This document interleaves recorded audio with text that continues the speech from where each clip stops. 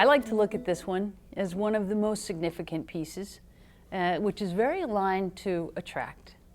Because what we're doing in the repel phase is we're really, again, ensuring that we're being very authentic and congruent in building our employee message, in building our employment brand, and carrying that message out through our career page, our employment brand, and even some of the social media that we've taken on. And there's some great examples of organizations out there that really are kind of crystal clear about who they are and who they are not. I love the story about Intel, the company Intel. And when Andy Grove was the first CEO at Intel, he made a very bold statement. And he said, if you don't like conflict, don't come to work here. And that was kind of like a head turner. What do you mean? And it wasn't if you're conflict averse, you're never going to fit.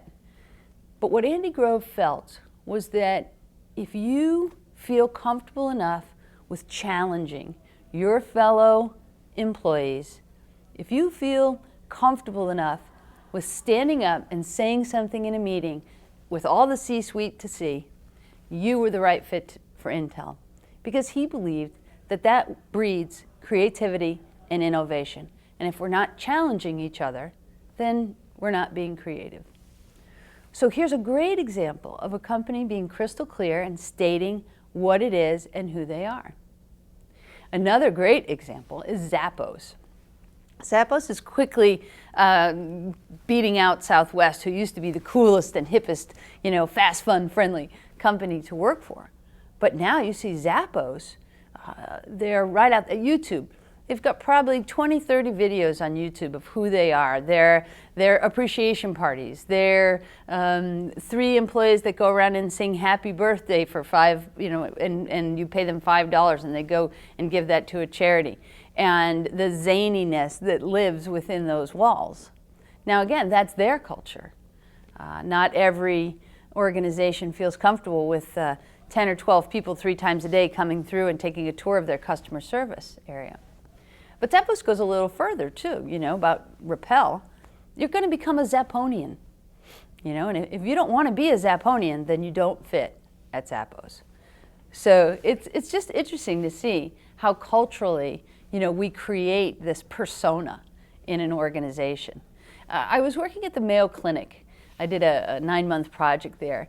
And it was really interesting because I would walk around and, my whole point of view is like I'm always looking at the cultural aspect of the organization.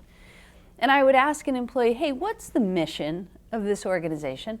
And they would look me in the eye and they would say, I'm paraphrasing, the needs of the patient are the only needs to be considered. And I'd be like, wow, that was pretty cool.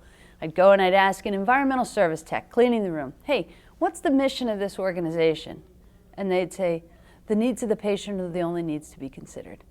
And I was like, wow, man, they didn't even turn over their badge. They didn't have to look at anything. They didn't have to look on the plaque on the conference room wall. But you see, that's what Mayo is. They are so exacting about who they are and who they are not, that if you don't believe in that mantra, then you just don't fit. Built to Last is a great book, and I use it as an example quite a bit, the Built to Last book. And people will say, hey, you know what? That was written in 1999, Liz. It's kind of stale by now. And I say, no. You really need to read that because there's 7 years of research that went into Built to Last talking about how organizations are built to last. And a lot of this is around a cult-like culture, very Mayo Clinic-y, the mantra, the culture, the cult. But it really does create an esprit de corps. And if you don't have that, or you're not clear enough, then you're not repelling the employees fast enough. We're seeing an interesting trend, and talk about Repel. There's a trend where I go onto your site to apply. I go onto your career site, and I look at the jobs, but I can't get to the jobs because there's kind of like this gatekeeper page that's up. And what it is it's your values, listing the organizational values, mission, vision, and then saying, and it's not just a list of words, don't get me wrong. It's your values that have been defined in behavioral terms, which that's the only way allows you to, use tools like job builders and appraisal builders, you know, because it has to really be a living, breathing opportunity.